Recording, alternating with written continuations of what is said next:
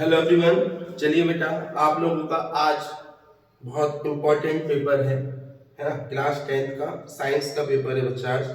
ठीक है, आप लोगों को ये हाथ से लिखा हुआ कुछ दिख रहा होगा। ये रात भर में जो मैक्सिमम अभी हमारे पास 6 बज रही है, ठीक है, रात भर की जो मेहनत करी गई है उस आपको मैं लेके आया हूँ। ठीक है, आप लोग ध्यान से समझेंगे इन 20 क्वेश्चन को। हमारा पेपर 8:30 बजे स्टार्ट होता है, उससे पहले एक बार एक तिरछी निगाहों से देख लेंगे। हो सकता है इसमें से बहुत सारे क्वेश्चंस आपके पेपर मेन एग्जाम में दिखे। ठीक है, ज्यादा ना टाइम खराब करना है, मुझे मात्र 15 मिनट दे दो। आशा करता हूँ ये वीडियो अगर आप 1 घंटे के लिए भी देख लोगे, मैक्सिमम आधे से पौन घंटे में आपको बहुत सारे क्वेश्चन याद होंगे, लेकिन एक बार आपको जरूर रिवाइज करके जाना है। जैसे पहला क्वेश्चन है हम लोगों के पास कि मेटल्स एंड नॉन मेटल्स। तो मेटल्स एंड नॉन मेटल्स में बेसिकली क्या है, फिजिकल प्रॉपर्टीज और उसकी केमिकल प्रॉपर्टीज के बीच में उसका क्या आ जाएगा, डिफरेंस आ जाएगा। ठीक है, अगला जो क्वेश्चन है एसिड और बेस का डिफरेंस आप लोग बहुत अच्छे तरीके से एक बार पढ़ के जाना। जाइलम एंड फ्लोएम का डिफरेंस, ठीक है। उसके बाद आर्टरीज एंड वेन्स का डिफरेंस और सोप्स एंड डिटर्जेंट का डिफरेंस बहुत अच्छी तरीके से आप लोग करके जाएंगे।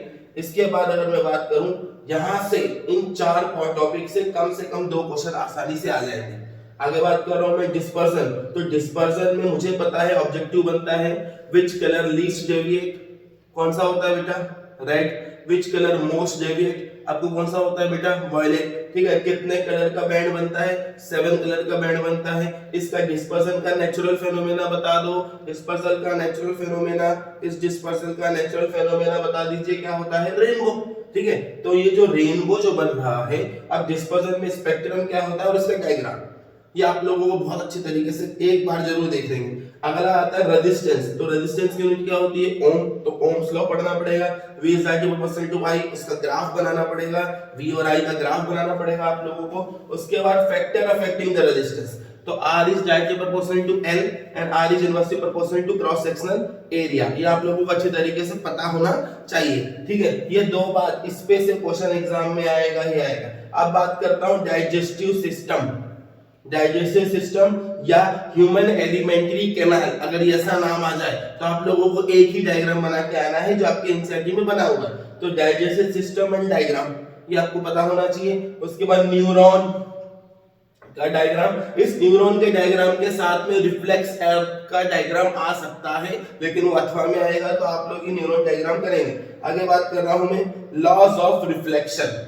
तो पहला क्वेश्चन बनता है what is reflection, bouncing back या sending back of light in the same medium. जब वो फॉल करती है किसी पॉलिश सरफेस से या किसी भी सरफेस पे जब फॉल करती है तो हम बात करेंगे उसको क्या बोलेंगे अपन, laws of reflection. F equal to कितना होता है, R/2। इसके ऊपर न्यूमेरिकल सड़सठ न्यूमेरिकल आ जाएगा कि फोकल लेंथ दे रखी हो, रेडियस ऑफ कर्वेचर निकालो। रेडियस ऑफ कर्वेचर दे रखा हो, फोकल लेंथ निकालेंगे। अभी तक देखेंगे इधर ध्यान से, बहुत इंपॉर्टेंट चीज। लॉज ऑफ रिफ्लेक्शन के साथ में इसका न्यूमेरिकल दे देगा, पावर ऑफ लेंस के साथ में यूज ऑफ कॉनकेव मिरर दे देगा। तो पावर ऑफ लेंस पता होना चाहिए, डायरेक्टेड यूनिट होती है 1 फोकल लेंथ इन मीटर होता है। आगे बात करेंगे यूजेस ऑफ कॉनकेव मिरर। तो 2, using saving mirror, using dentist mirror, ये आपको पता होना चाहिए। सर रियर व्यू मिरर में कौन सा इस्तेमाल होता है, जल्दी क्विक रिवीजन करेंगे, एक बार देख लेना। ये रियर व्यू मिरर में कौन सा इस्तेमाल होता है, हमारा कॉन्वेक्स मिरर इस्तेमाल होता है। कौन सा मिरर इस्तेमाल होता है बच्चा, कॉन्वेक्स मिरर इस्तेमाल होता है। आगे बढ़ेंगे, यूज ऑफ ब्लीचिंग पाउडर और उनका chemical formula. 2 use bleaching powder के, पीओपी के, वॉशिंग सोडा के, बेकिंग सोडा के। ब्लीचिंग पाउडर का फार्मूला बार-बार ऑब्जेक्टिव में पूछा गया है, CaOCl2 कैल्शियम ऑक्सीक्लोराइड। ठीक है, तो केमिकल फार्मूला अपने को पता होना चाहिए। प्लास्टर ऑफ पेरिस मतलब CaSO4.2H2। इसकी रिएक्शन वाटर के साथ में करते हैं तो हमारे पास एक हो जाता है CaSO4.2H2 जो जिप्सम कन्वर्ट हो जाता है। ये रिएक्शन नहीं आएगी, लेकिन आप इस रिएक्शन को देख लें। उसके बाद वॉशिंग सोडा का केमिकल फार्मूला और बेकिंग सोडा का केमिकल फार्मूला और उनके यूजेस। एग्जाम में क्वेश्चन आएगा कि भैया plaster of Paris, why plaster of Paris. ठीक है, क्वेश्चन एग्जाम में आ जाएगा कि भैया प्लास्टर ऑफ पेरिस का क्या इस्तेमाल करेंगे।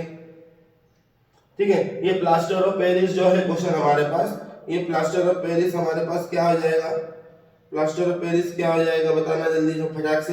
तो ये प्लास्टर ऑफ पेरिस जो है, ये प्लास्टर ऑफ पेरिस में हमें क्या करना पड़ेगा, है ना, क्यों kept in a moisture proofing container. ठीक है। तो plaster of Paris why it is kept in moisture proof container, ये एग्जाम में परीक्षा में आ जाएगा।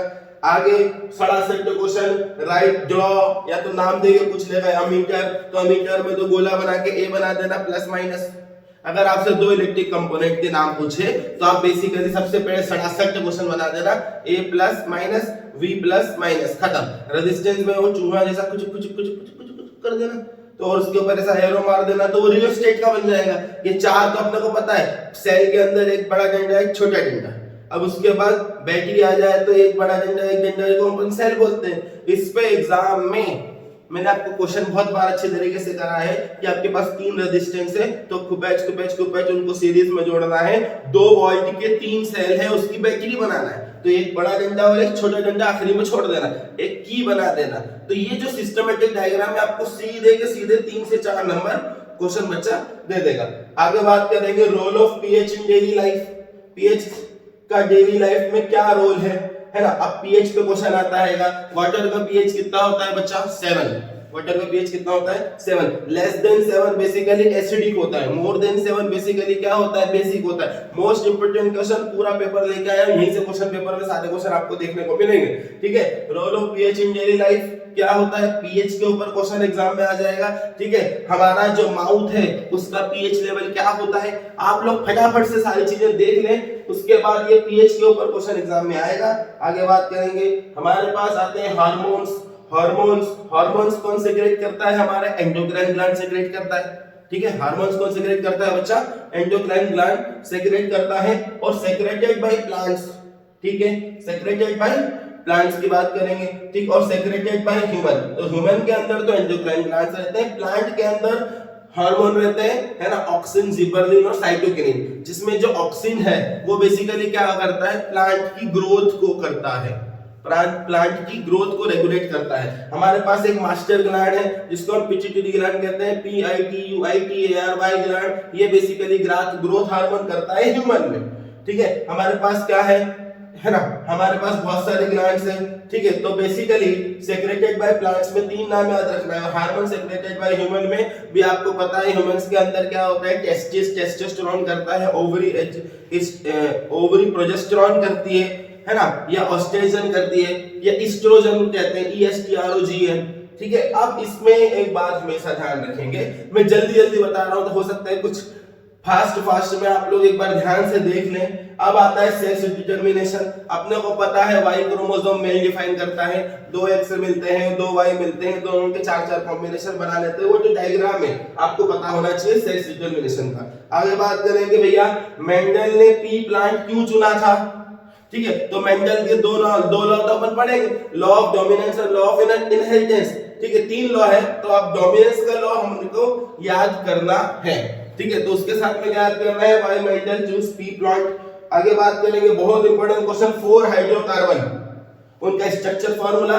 सर ये हाइड्रोकार्बन क्या है भाई सर, मीथेन, इथेन, प्रोपेन और ब्यूटेन, 4 नाम बता देना, ठीक है। फिर क्या हो जाएगा CH4, फिर C2H6, फिर C3H8, फिर C4H10, ये फार्मूला याद हो जाएगा। इसके बाद इसका स्ट्रक्चर, इसके में जितनी डंडियां जो गिनते हो ना, इसी को अपन क्या बोलते हैं, कोवलेंट बॉन्ड, ठीक है, जो बेसिकली क्या बोलते हैं, कोवलेंट बॉन्ड। इससे एग्जाम में क्वेश्चन आ जाएगा कि भैया कार्बन की सबसे बेसिक सिंपलेस्ट हाइड्रोकार्बन तुम्हारा क्या है, कार्बन का मीथेन। सिंपलेस्ट हाइड्रोकार्बन क्या है तुम्हारा, कार्बन का मीथेन। सिंपलेस्ट हाइड्रोकार्बन क्या है तुम्हारा बच्चा, कार्बन का मीथेन है। तो 4 हाइड्रोकार्बन अपने को पता होना चाहिए, उनका नेम स्ट्रक्चर फार्मूला पता होना चाहिए। अब इधर देख ध्यान से, ये 4 हाइड्रोकार्बन, ये नेम स्ट्रक्चरल फार्मूला। अब इधर देख ध्यान से, अगर मैं इसकी बात करूं तो 4 हाइड्रोकार्बन में इथेन, मीथेन के इलेक्ट्रॉन डॉट स्ट्रक्चर तेरे को याद होना चाहिए। 67 का क्वेश्चन पूछ लेगा, इलेक्ट्रॉन डॉट स्ट्रक्चर किसका, इथेन का, मीथेन का और इथेनोइक एसिड का। CH4 बोले तो तू समझ जाएगा ये मीथेन है, आई बात समझ में, ये दोनों सेम चीज है, मीथेन और CH4, उसके साथ में इथेनोइक एसिड, ठीक है। अल्कोहल ग्रुप के लिए अपन कौन सा लगाते हैं भैया, OH लगाते हैं, COOH काय में लगाते हैं, वो सब अपने को पता है, लेकिन जस्ट मैं रिवाइज करा रहा हूं। इसके बाद जो एग्जाम में मोस्ट इंपोर्टेंट क्वेश्चन आता है, सर आपने तो 20 बोला था, ये तो 18 ही हुए, ठीक है। 2 क्वेश्चन मेरी बात ध्यान सुन लेना, डबल डिस्प्लेसमेंट डायरेक्शन, ठीक है, ऑक्सीडेशन रिडक्शन, रेडॉक्स रिएक्शन, इनको डिफाइन करना। इसके बाद कॉम्बिनेशन रिएक्शन, डिकम्पोजिशन रिएक्शन, इनको डिफाइन करना। और इससे 4 नंबर का सीधा A+B गिव सी, तो ये कॉम्बिनेशन रिएक्शन हो जाता है। ठीक है, अब आप लोगों को पता है A divided into B plus C या B plus C plus D, तो ये डीकंपोजिशन रिएक्शन हो जाता है। मैंने आपको बहुत अच्छी तरीके से बार-बार क्लासों में समझाया है। अब मोस्ट इंपोर्टेंट चीज बता रहा हूं, हमारे पास आंखों की बेसिकली 3 बीमारियां है। क्या चीज? आंखों की कितनी बीमारियां? 3। मायोपिया, ठीक है, अगर मायोपिया मतलब क्या, जिसको अपन बोलते हैं नियर साइडनेस या शॉर्ट साइडनेस। अब जो लिखा हुआ है, क्या लिखा हुआ है सर? शॉर्ट साइडनेस मतलब दूर का दिख रहा है, पास का दिख रहा है, दूर का नहीं दिख रहा। शॉर्ट मतलब पास तो दिख रहा है, शॉर्ट लिखा हुआ है ना, तो दूर का नहीं दिख रहा। उसके बाद आता है हमारे पास हाइपरमेट्रोपिया, या उसके बाद आता है प्रेसबायोपिया। ये 3 डिवाइसेस में, 3 बीमारियों में कौन सा लेंस इस्तेमाल होता है? ठीक है, तो मायोपिया में कॉनकेव लेंस इस्तेमाल होता है, हाइपरमेट्रोपिया में कौन सा लेंस इस्तेमाल होता है? कॉन्वेक्स लेंस इस्तेमाल होता है, और उसके बाद अपने पास आ जाता है प्रेसबायोपिया। तो प्रेसबायोपिया में बाइफोकल लेंस इस्तेमाल किया जाता है।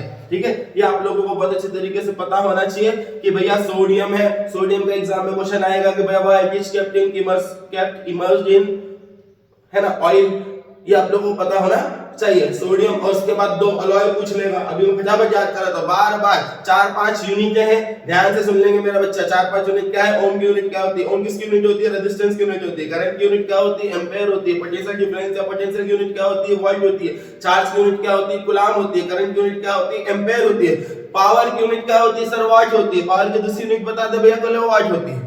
ठीक है, यूनिट की बात की चर्चा कर ली। उसके बाद 67 क्वेश्चन पूछेगा कि भाई हमारी आंख, तो आंख पे क्या क्वेश्चन पूछ लेगा कि आंख की इमेज कहां बनती है सर? रेटिना पे बनती है। आंख का डायमीटर कितना होता है? 2.3 सेंटीमीटर होता है। ठीक है, कौन सी चीज को दान कर सकते हैं, कौन सी चीज से फोकल लेंथ एडजस्ट कर सकते हैं, आप लोगों को पता है। उसके बाद मेटल और नॉन मेटल की बात करें तो which can be cut with knife? Sodium. Which kept in kerosene in oil? Sodium. आगे भाषण में विच, उसके बाद metal which is liquid at room temperature, उसको अपन क्या बोलेंगे? मर्क्यूरी। और उसके बाद अपने डायमंड के 2 इलेक्ट्रोड के नाम बता दो जो गुड कंडक्टर ऑफ इलेक्ट्रिसिटी है। एक ही नाम बता दे, चल बता दे, मेरी बात ध्यान से सुन इधर।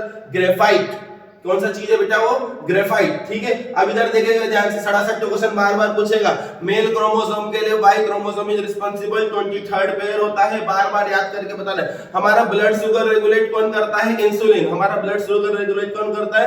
Insulin. Oxygenated blood arteries, deoxygenated blood veins, water and minerals plant के अंदर कौन ले जाता है? जल्दी बता फटाफट। वाटर एंड मिनरल कौन ले जाता है? जाइलम। ठीक है, खाना कौन लेके जाता है? फ्लोएम। ये अपने को पता होना चाहिए। उसके बाद अगर पहले चैप्टर से बात करें तो अपने को पता होना चाहिए कि स्लेग लाइन का फार्मूला पता होना चाहिए। CaO ब्रैकेट में OH ट्वाइस। पहली रिएक्शन मोस्ट इंपोर्टेंट है, ये बेसिकली एक्सोथर्मिक रिएक्शन होती है जिसके अंदर क्विक लाइन से वाटर साथ रिएक्ट हो जाता है, तो CaOH2 लग जाता है। अब उसके बाद आता है न्यूट्रलाइजेशन रिएक्शन, जब एसिड और बेस आपस में मिलते हैं तो हमारे पास क्या बनता है? Salt and water. एग्जांपल पता है तेरे को, NaOH प्लस HCl। HCl तरह स्ट्रॉन्ग एसिड पाया जाता है, पेट में पाया जाता है, स्ट्रॉन्ग एसिड है। किंग ऑफ केमिकल्स पूछ ले तो sulphuric acid H2SO4। King of chemical पूछ ले तो H2SO4, सल्फ्यूरिक एसिड H2SO4। अगर स्ट्रॉन्ग एसिड की बात की जाए तो HCl, और HCl अगर पेट में बढ़ जाता है तो अपन कौन सी बीमारी, कौन सा पेट दुखने लग जाता है, पेट गुड़गुड़ करने लग जाता है, तो एंटासिड का इस्तेमाल करते हैं। किसका इस्तेमाल करते हैं? एंटासिड का इस्तेमाल करते हैं। आगे चल, पहले चैप्टर में अगर मैं बात करूं तो हमारा पहले चैप्टर में केमिकल रिएक्शन है, तो केमिकल रिएक्शन के अंदर 67 क्वेश्चन बार-बार यही पूछता है वो। ठीक है, पीएच वाले में अपने को पता है कि भैया एसिड, विनेगर में कौन सा एसिड पाया जाता है? अपने को पता है एसिटिक एसिड, है ना। हमारे चीटी काट के तो कौन सा एसिड पाया जाता है? फॉर्मिक एसिड या मेथनोइक एसिड। ठीक है, आगे बात करें हमारे पास टोमेटो में कौन सा एसिड पाया जाता है? टोमेटो में कौन सा एसिड पाया जाता है? इधर मत देख, मेरी तरफ देख। टोमेटो में कौन सा एसिड पाया जाता है? ऑक्सैलिक एसिड पाया जाता है। ठीक है, उसके बाद अपने को पता है टर्मरिक में कौन सा एसिड पाया जाता है? टार्टरिक एसिड पाया जाता है। लेमन में कौन सा एसिड पाया जाता है? सिट्रिक एसिड पाया जाता है। ठीक है, ये 67 क्वेश्चन बार-बार आपसे पूछे गए हैं। ठीक है, इसके बाद बात करेंगे अगर अपन थोड़ी सी और डीप में जाए, ठीक है, तो अपने को पता है कि भैया जो एम्ब्रियो है, ठीक है, वो एम्ब्रियो न्यूट्रिशन कहां से पाता है? भैया प्लेसेंटा से पाता है, जो ब्लड में पाया जाता है। ठीक है, आगे बात कर, उसके बाद करूंगा कि मेरे को पता है कि भैया आगे बात कर इकोसिस्टम। तो इकोसिस्टम की बात करेंगे, हमारा ह्यूमन क्या है? ओमनिवोरस है। ठीक है। हम लोग जो है वो बेसिकली वेज भी खा लेते हैं, नॉन वेज भी खा लेते हैं, ठीक है। और उसके बाद प्लांट्स आर कॉल्ड प्रोड्यूसर्स, अपने को पता है all green plants are called producer. सबसे नीचे कौन सी चालू होती है? प्रोड्यूसर। उसके बाद consumer, primary consumer, secondary consumer, tertiary consumer, ये अपने को पता होना चाहिए। आगे बात करते हैं फूड चेन और फूड वेब का डिफरेंस भी एक बार देख लेना मेरी तरफ से, देख इधर ध्यान से, मैं सारी चीजें आपको रिवाइज करवा रहा हूं। आगे बात करते हैं अपन लाइट के ऊपर। तो लाइट में अपने को थोड़ा सा क्वेश्चन पूछ लेगा कि भैया लाइट में ऑब्जेक्टिव पूछेगा तो प्रिज्म कितने कलर का बनाता है? 7 कलर का बनाता है। प्रिज्म 7 कलर का बनाता है। फोकल लेंथ किसकी पॉजिटिव होती है, किसकी नेगेटिव होती है, आपको पता होना चाहिए। जल्दी जल्दी पे दोहराता हूं मैं। अब उसके बाद करते हैं हमारे पास जो लिविंग ऑर्गेनिजम्स की बात होती है, तो लिविंग ऑर्गेनिज्म की बात होती है तो हमारे पास जो रिप्रोडक्शन की बात होती है, तो रिप्रोडक्शन की बात होती है तो हमारे पास 4 टाइप ऑफ रिप्रोडक्शन होते हैं। कितने टाइप ऑफ रिप्रोडक्शन होते हैं? यूनिसेलुलर ऑर्गेनिज्म में 4 टाइप ऑफ रिप्रोडक्शन के नाम पता होना चाहिए। तेरे को क्या क्या पता होना चाहिए? बता दे फटाफट। बाइनरी फिजन काय में होता है? अमीबा में होता है। बाइनरी फिजन काय में होता है? अमीबा में होता है। बर्डिंग काय में होता है? हाइड्रा में होता है। रीजनरेशन क्या होता है और उसके बाद फ्रेगमेंटेशन क्या होता है? ये 4 तेरे को नाम पता होना चाहिए। सिर्फ वो क्वेश्चन पूछ लेगा कि भाई right 4 methods of reproduction in the unicellular organisms. Right 4 method of reproduction in unicellular organism, ठीक है। तू बहुत अच्छे से पेपर करके आएगा, पूरा पेपर एग्जाम में यहीं से आएगा, ठीक। बहुत बार बता चुका हूं, मेरा ऑब्जेक्टिव वैल्यू वगैरह मत देखना, फाइनल वीडियो है ना। 12 बजे आप लोगों को मैं आंसर की के साथ में आऊंगा कि हमारी जो आंसर की रहेगी वो कैसी क्या रहेगी, ऑब्जेक्टिव कैसे क्या रहेंगे, ठीक है। अब इधर देखेंगे, इधर ध्यान से। अभी तक साल भर जो आपने पढ़ा ठंडे दिमाग से जल्दी मैंने रिवाइज करवा दिया। आप लोग अच्छे से पढ़ेंगे। All the best. पेपर फोड़ के आना है, खुद फूट के मत आ जाना, सबके चेहरे हंसते हुए दिखेंगे। 12 बजे आप लोगों के बाद 12:30 तक मैं पूरा आंसर सॉल्यूशन के साथ में लेके आ जाऊंगा, और उसके बाद जिसकी इच्छा देख लेना, नहीं तो पेपर फाड़ के घर जाके सो जाना, ठीक। चलो, ऑल द बेस्ट।